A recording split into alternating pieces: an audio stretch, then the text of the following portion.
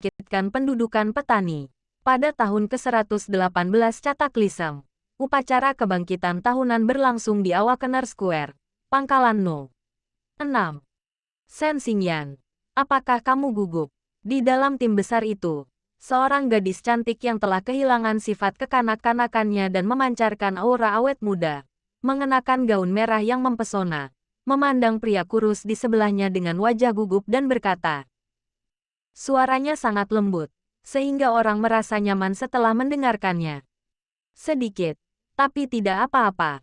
Walaupun pemuda kurus bernama Shen Xingyan itu berkata demikian, jakunnya yang bergerak tanpa sadar membuktikan bahwa dia sedang tidak dalam keadaan damai saat ini.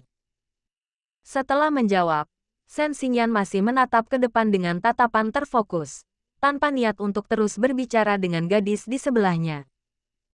Mendengar ini, wanita itu melirik ke arah pria yang mengatakan satu hal dan berpikir lain, dan tidak bisa menahan diri untuk tidak melengkungkan bibirnya. Dia merasa rileks dan kemudian menatap lurus ke depan, menatap tirai cahaya putih besar di tengah alun-alun. Terik matahari membakar bumi. Ratusan ribu anak muda berkumpul di Awakener Square pada saat yang bersamaan. Mereka tak mengeluh terbakar terik matahari, hanya karena saat ini adalah saat yang genting untuk mengubah takdir mereka. Saat ini di alun-alun, mata semua orang menampakkan ekspresi gugup, seolah-olah mereka telah lama mengikuti ujian masuk perguruan tinggi umat manusia. Namun di balik kegugupan ini juga terdapat secercah harapan. Mereka menatap lurus ke depan, seolah-olah mereka dapat melihat masa depan cerah mereka melalui tirai cahaya putih. Waktu berlalu dengan lambat, dan akhirnya sekitar pukul 12 siang, komandan tertinggi pangkalan nomor 6 muncul entah dari mana di depan tirai cahaya besar, dan kemunculannya menimbulkan sorak-sorai dari para penonton. Tak seorang pun di alun-alun itu yang terkejut dengan kemunculan tiba-tiba perwira nomor 6. Sebab mereka sudah lama mendengar tentang kemampuan gaib perwira itu. Menatap lelaki parubaya yang melayang di udara, mata semua orang bersinar dengan cahaya yang menyala-nyala, menampakkan rasa kerinduan yang kuat. Dengan munculnya petugas nomor 6, suaranya, tanpa peralatan apapun, muncul di telinga ratusan ribu orang di alun-alun pada saat yang sama. Anak-anak, sekarang saatnya untuk menentukan nasib masa depan kalian lagi. Setiap kali tiba saatnya, saya merasa sangat khawatir. 118 tahun yang lalu, planet biru tiba-tiba mengembang ratusan kali. Dan kemudian, energi asli mulai meledak. Semua makhluk hidup menjadi semakin kuat, dan umat manusia tidak terkecuali. Sementara negara-negara di seluruh dunia belum beradaptasi dengan mutasi ini, segala macam makhluk aneh langsung menyebar di seluruh planet biru. Kekuatan bertarung mereka begitu kuat sehingga tidak ada seorang pun saat itu yang dapat menandingi mereka. Ras manusia menderita pukulan hebat akibatnya dan hampir punah seluruhnya dari planet biru. Beruntunglah para pendahulu kita bertempur dengan gagah berani dan menggunakan senjata-senjata panas, yang pada saat itu masih cukup berguna, untuk menahan serangan bencana-bencana tersebut, sehingga memberi kita kesempatan untuk memulihkan diri. Tetapi karena bencana menjadi semakin kuat setelah menyerap energi asli, senjata termal semakin berkurang pengaruhnya terhadap bencana tersebut. Untungnya, selalu ada jalan keluar. Pada saat hidup atau mati itu, layar cahaya ajaib ini muncul di belakangku di berbagai tempat. Setelah penjelajahan, kami menemukan bahwa setiap orang dewasa di atas usia 18 tahun akan membangkitkan profesi dan bakat supernya masing-masing selama ia melewati tirai cahaya ini. Kemudian, dengan memperkuat diri kita melalui sumber bintang yang terkenal, kita juga dapat menguasai metode energi asli yang benar untuk meningkatkan kekuatan kemampuan magis ini. Melalui kemampuan menakjubkan ini, ditambah dengan perjuangan mereka yang gagah berani dan heroik, para leluhur kita mampu membuat kita bertahan hidup. Sekarang mari kita angkat tangan ke langit untuk memberi penghormatan kepada mereka. Petik 2. Ketika petugas nomor 6 mengatakan ini, dia berhenti berbicara. Dia dengan hikmat mengangkat tangan kanannya dan menatap ke arah langit, dengan kesedihan yang kuat terpancar di matanya. Semua orang yang hadir melakukan gerakan yang sama pada saat yang sama.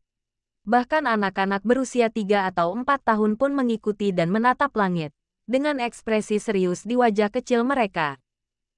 Semenit kemudian, semua orang menarik kembali pandangan mereka, dan suara petugas nomor 6 terdengar.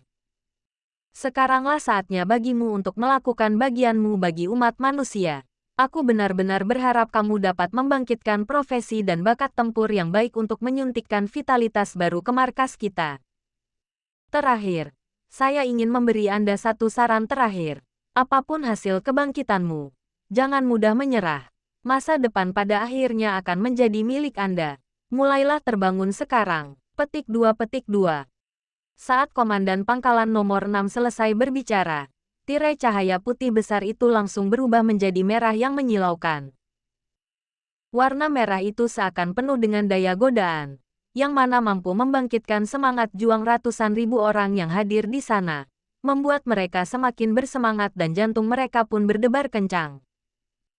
Kepala masing-masing area harus masuk secara berurutan sesuai dengan urutan yang telah direncanakan sebelumnya, mendaftar setelah bangun, dan menunggu di area dengan profesi yang sama. Saat suara pemandu terdengar di alun-alun, setiap area mulai bergerak. Pangkalan nomor 6 dibagi menjadi 5 wilayah utama, timur, selatan, barat, utara, dan tengah.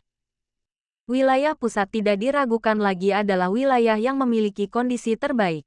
Kebanyakan orang yang telah memberikan kontribusi luar biasa kepada pangkalan tersebut dan keluarga mereka tinggal di sana. Itu juga merupakan tempat yang diinginkan orang-orang dari daerah lain.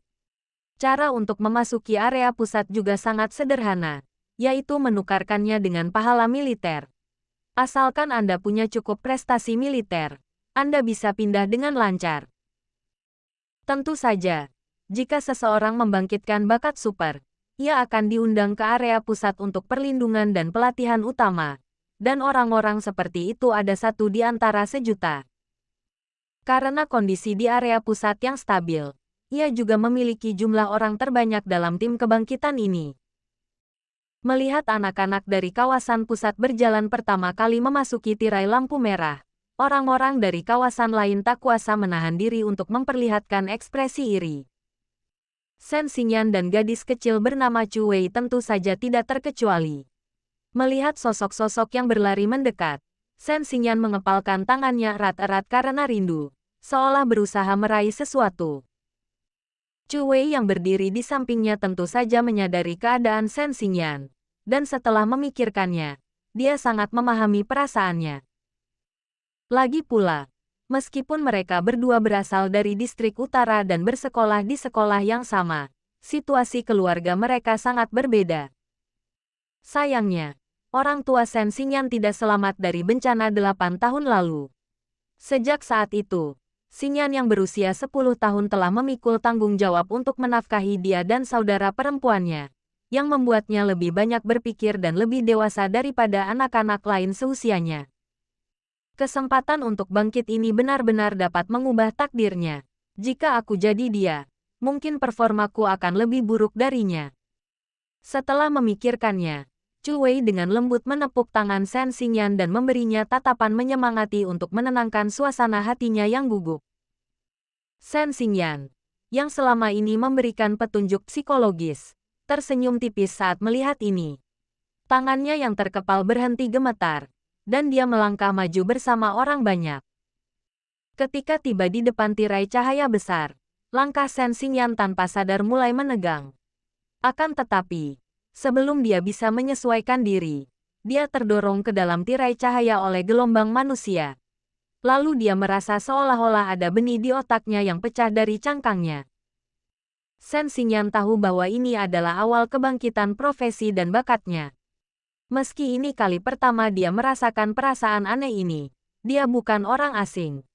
Lagi pula, saat ia masih sekolah, guru-gurunya sudah berulang kali menekankan hal semacam ini. Semakin kita berada pada masa ini, semakin kita tidak boleh tidak sabar. Kita perlu membiarkan dia dengan tenang mengalami seluruh proses keluar dari kepompong. Ini akan sangat bermanfaat bagi peningkatan kemampuannya di masa depan. Kemudian, Sebelum Shen Xingyan bisa benar-benar merasakan sensasinya, dia terlempar keluar oleh tirai cahaya. Adegan ini membuatnya merasakan hawa dingin di hatinya. Sekolah telah membicarakan berbagai tanda yang akan muncul saat terbangun, dan Shen Xingyan telah mengingat semuanya. Fenomena terlempar keluar dengan kecepatan yang luar biasa cepat itu menandakan kemungkinan dirinya terbangun untuk menjalani profesi tempur sangatlah kecil. Memikirkan hal ini, Shen Xingyan tiba-tiba panik dan cepat-cepat melihat kartu hitam yang muncul entah dari mana di tangannya. Setelah terbangun, setiap orang akan memiliki sesuatu seperti kartu identitas, yang disebut kartu sumber bintang. Kartu ini mencatat pekerjaan dan informasi pribadi pemegang kartu, serta memiliki fungsi komunikasi dan transaksi. Yang lebih penting lagi, orang-orang dapat terhubung ke Xingyuan melalui itu. Shen Xingyan dengan cepat menempelkan kartu Xingyuan di dahinya dan memeriksa informasi di dalamnya. Nama, Shen Xingyan, nomor 1181204319527. Pekerjaan, petani. Keterampilan profesional. 1. Mengkonsumsi sejumlah poin energi untuk meningkatkan laju pertumbuhan tanaman dalam kisaran tertentu sebesar 10%. Semakin besar jangkauannya, semakin banyak poin energi yang dikonsumsi. Durasinya 10 jam, dan cooldown skillnya 24 jam. Kekuatan, 10 poin. Kelincahan, 10 poin. Konstitusi, 10 poin. Semangat, 10 poin. HP, 100/100 poin. Peringkat, 18/18 poin. Kekuatan fisik, 10/10 poin. Serangan fisik, 10 poin. Serangan mantra, 10. Pertahanan, 10 poin. Kecepatan, 10 poin. Bakat, memanggil kerangka memanggil monster kerangka dengan semua atribut 1 untuk bertarung, waktu pendinginan 24 jam. Uang, 0 emas 0 perak 0 perunggu. Pintu masuk ke Star World.